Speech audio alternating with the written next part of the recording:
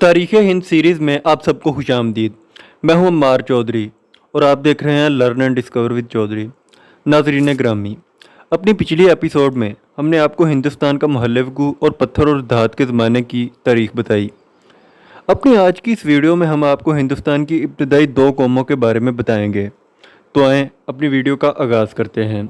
लेकिन वीडियो का बाकायदा आगाज़ करने से पहले अगर आपने हमारे चैनल को अभी तक सब्सक्राइब नहीं किया तो इसे सब्सक्राइब करें और साथ बेल आइकन को भी दबा दें ताकि मुस्तकबिल की वीडियोस का नोटिफिकेशन आपको मिल सके।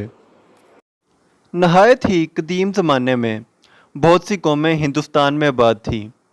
जहां हमें मालूम हुआ वो दो बड़ी नस्लों से थीं, एक कोल और दूसरी दरावड़। इस वक्त कोल नस्ल के लोग तो शुमाली और वस्ती हिंद में आबाद थे और दड़ावर नस्ल वाले, जिनकी निस्बत मालूम होता है कि तादाद में इनसे बहुत ज़्यादा थे, मुल्क के हर हिस्से में रहते थे। बाज़ लोगों का ख्याल है कि कोल दात के ज़माने के जंगली आदमियों की औलाद से थे। जिस तरह दात के ज़माने के लोग पत्थर के ज़माने वालों से बढ़ निकले थे, इसी तरह दात के ज़माने वाले लोगों में भी जो लोग जोरावर, दाना और बेहतर थे वो कोल कहलाए। बाज़ मौरख इस ख्याल से इत्फाक नहीं करते। वो कहते हैं कि कोल नस्ल के लोगों का असली वतन कोई और था, जहाँ से उठकर शिमाल मशरक़ की राह हिंदुस्तान में वारद हुए। हमें तहकीक मालूम नहीं है कि इन दोनों आरा में से कौन सी दुरुस्त है। पुख्ता तौर पर तो हम सिर्फ इतना जानते हैं कि सबसे कदीम ज़माने में ये लोग शुमाली और वस्ती हिंद में आबाद थे। कोल मवेशी ना रखते थे, ज़्यादातर शिकार पर ही गुजर बसर करते थे। ज़मीन खोद कर अनाज भी बोते थे और शुरू में खेती कियारी के लिए लकड़ी के औज़ारों से काम लेते थे। फिर लोहे के औज़ार भी बनाने लगे। ये लोग कबीलों में बटे हुए थे। हर एक कबीला एक छोटे से गांव में आबाद था। ये पत्थरों जानी अपने बुज़ुर्गों की रूहों को पूजते थे और ख्याल करते थे कि वो जंगलों और बन्नों में रहते हैं। जो कौमें वक्तन फ़वक्तन हिंद में आईं, कोल के अक्सर फ़िरके इनके साथ मिलजुल गए और अब इनको जुदा करके बताना मुमकिन नहीं है। मगर इनके बाज़ फ़िरके ऐसे भी हैं जो हिंदुओं को पसंद नहीं करते और हज़ारों बरसों से इनसे अलग थलग चले आए हैं। दरावड़ के आबाओ अजदाद के हाल से हम ऐसे ही नावाकिफ़ हैं जैसे कोल के बुज़ुर्गों से। मुमकिन है कि दरावड़ दात के ज़माने के लोगों की औलाद से हों। मुमकिन है कि ये भी इसी नस्ल से हों जिससे कोल थे। क्या ताज्जुब है कि मुद्दतों तक मुल्क के ज़रखेज़ हिस्सों में रहते रहते कोल के बाज़ फ़िरके अपने पहाड़ी भाई बंदों से ज़्यादा ज़ोरावर और महज़्ज़ब हो गए हों और दरावड़ इनकी औलाद से हों। बाज़ आलमों का ये भी ख्याल है कि दरावड़ शमाल मगरब के मुल्कों से हिंदुस्तान में आए, ज़माना दराज तक शमाल हिंद में आबाद रहे और कोल से लड़ते फिरते जनूबी हिंद में जा दाखिल हुए। बाज़ लोगों का ये भी ख्याल है कि दरावड़ जनूब से आकर हिंद में दाखिल हुए, मगर जनूब में कहाँ से, इस बारे में भी दो आरा हो सकती हैं। एक कि वो इस बड़े मुल्क से आए थे जो किसी ज़माने में हिंद के जनूब में दूर तक बहरा हिंद में फैला हुआ था, मगर अब समंदर में बैठ जाने की वजह से नज़र नहीं आता। दूसरी ये कि वो इन जजीरों से आए थे जो एशिया के जनूब मशरक़ में ऑस्ट्रेलिया तक फैले हुए हैं और माजी में खुश्की के ज़रिए इससे मिले हुए थे, मगर अब वो खुश्क ज़मीन समंदर में डूब गई है। दरावड़ मवेशियों के बड़े बड़े गले रखते थे। इन्होंने वो गंजान बन काटे जिससे मुल्क पटा पड़ा था, ज़मीनें साफ़ की और इनमें खेती बाड़ी का काम शुरू किया। ये गांव में रहते थे। हर गांव का एक मुकद्दम या मुखिया था। गांव के सब लोग इसकी अतात करते थे।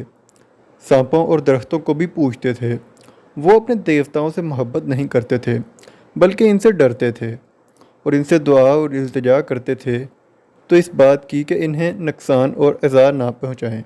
दरावड़ का ख्याल था कि इनके देवता खून नोशी से खुश होते हैं, इसलिए इनके खुश करने को वो मुर्गों, बकरों और भैंसों की कुर्बानियाँ करते थे। हमको मालूम होता है कि कदीम ज़माने में शुमाली और जनूबी हिंद में दरावड़ के बड़े बड़े शहर थे और इनकी बहुत सी कौमें और नस्लें आबाद थी। बड़े बड़े इलाकों में राजा राज करते थे। हर एक गांव का मुकद्दम राजा को गल्ले की पैदावार का एक हिस्सा देता था। देहात के बंदोबस्त और इंतज़ामात के कायदे वही बनाता था। इनमें से बहुत से कायदे अभी तक जारी हैं। ये बड़े ताजर थे।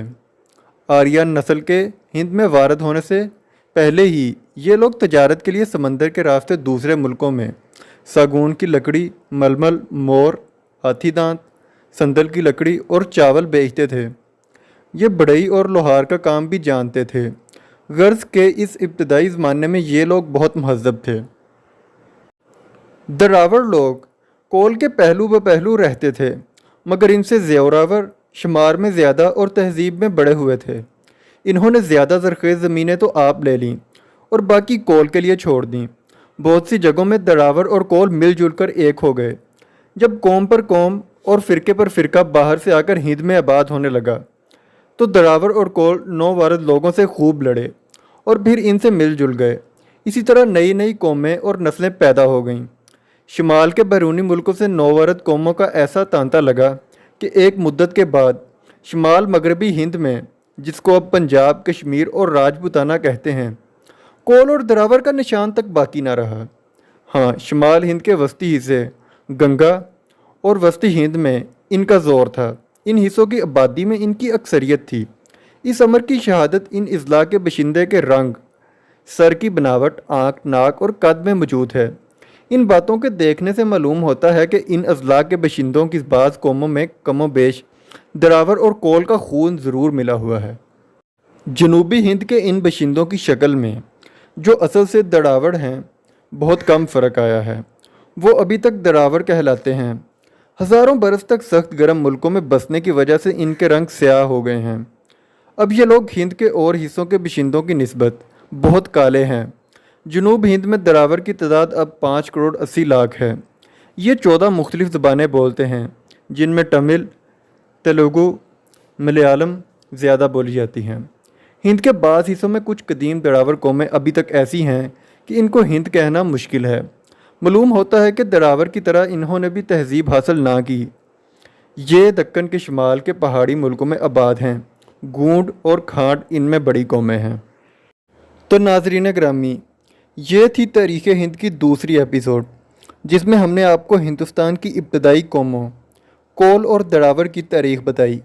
अपनी अगली वीडियो में हम आपको इन कौमों की तारीख़ बताएंगे जो बाहर से आकर हिंदुस्तान में आबाद हुई, जिनमें मंगोल और आर्यंस शामिल हैं। तब तक के लिए इजाज़त दीजिए। शुक्रिया।